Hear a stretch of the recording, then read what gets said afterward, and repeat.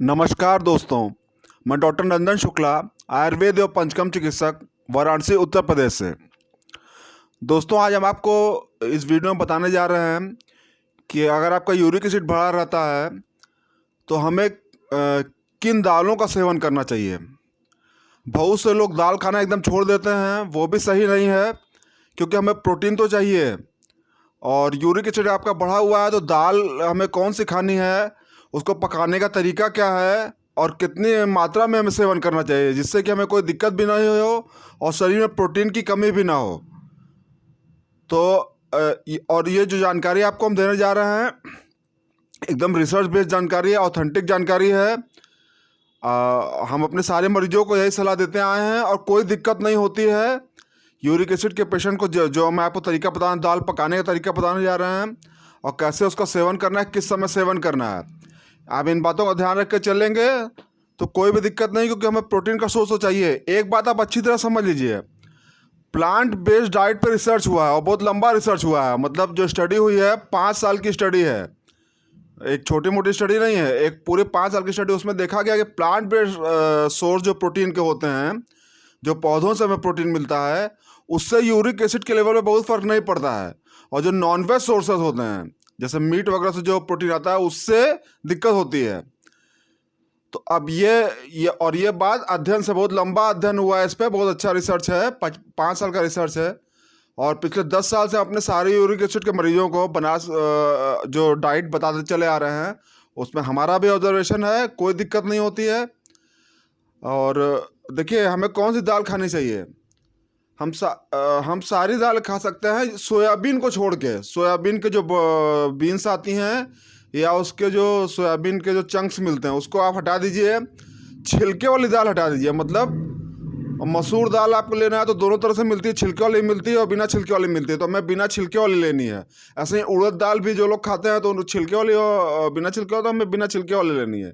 बाकी आप सारी दालें खा सकते हैं, अरहर है, मसूर है, मूंग है, चना है, राजमा है, ये सारी दालों का आप सेवन कर सकते हैं बिना छिलके वाली।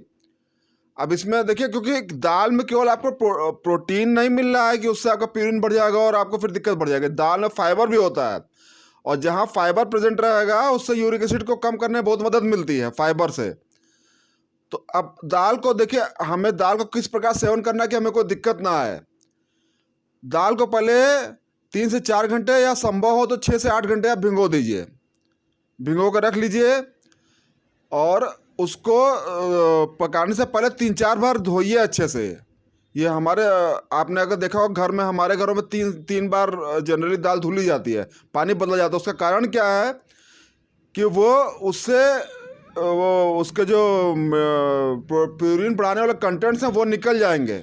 जो प्यूरिन बढ़ाने वाले उसमें तत्व मौजूद रहते हैं वो निकल जाएंगे, वो कम हो जाएंगे। तो ये आपको ध्यान रखना, पहले दाल आप भिगो। ये सारे तरीके आप अपनाएंगे तो प्यूरिन अपने आप कम होता चला जाएगा और प्रोटीन नहीं कम होगा, आपको प्रोटीन पूरा मिलेगा।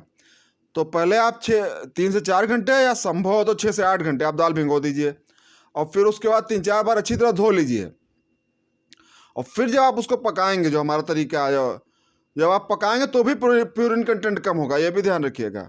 और यूरिक एसिड के मरीज दाल को कभी कुकर में ढक के मत पकाइए, हमेशा खोल के पकाइए, उससे प्यूरिन कंटेंट बहुत अच्छा कम होगा। तो 3 तरीके, मतलब दाल पकाए 3 बातों का ध्यान रखिएगा, भिगोने वाला और जो मैंने तीनों बातें बताई, इस बात को ध्यान में रख के पकाइए।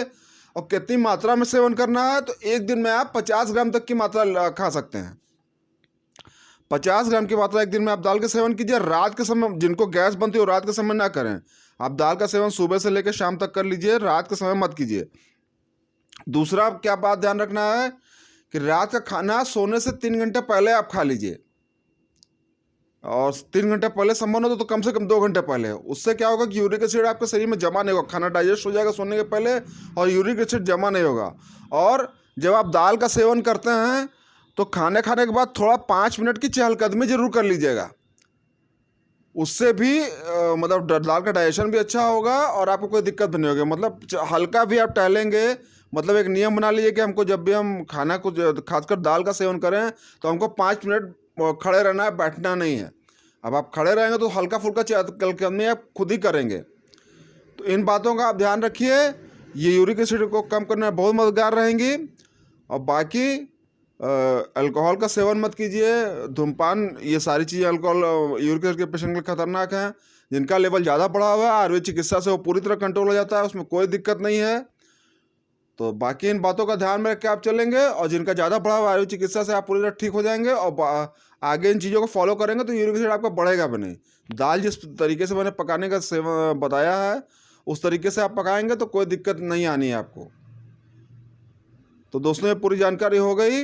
आपको कुछ और भी इसके बारे में जानकारी जो नीचे आप कमेंट सेक्शन में करके मुझसे पूछ सकते हैं। नमस्कार।